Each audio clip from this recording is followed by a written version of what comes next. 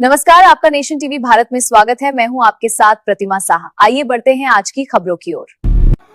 तमिलनाडु के पीएमके के नेता अंबुमनी रामदोस ने कहा कि तमिलनाडु में राजनीतिक जमीन एनडीए की जीत के लिए अनुकूल है।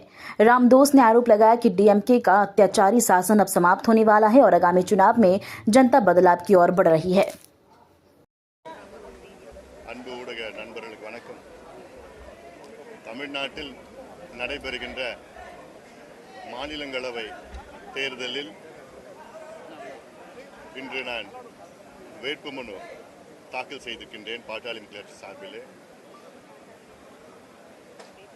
இதற்கு எங்கள் கூட்டணியின் தலைவர், அனைத்து இந்திய அண்ணா திராவிட முன்னேற்ற கழகத்தின் பொதுச் செயலாளர், முன்னாள் முதலமைச்சர் திரு எடப்பாடி பழனிசாமி அவர்களுக்கும், அனைத்து எங்கள் கூட்டணி தேசிய ஜனநாயக கூட்டணியின் அனைத்து தலைவர்களுக்கும், முக்கியமாக பாட்டாளி மக்கள் கட்சியின் அனைத்து நிலை நிர்வாகிகளுக்கும்,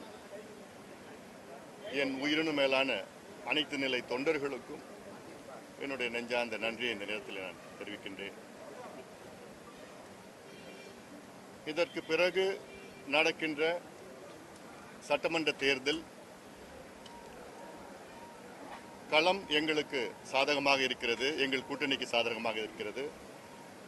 கடந்த 5 ஆண்டு காலம் ஒரு கொடுங்கோல் ஆட்சி தமிழ்நாட்டில் நடைபெற்று முடிவுக்கு வந்திருக்கிறது.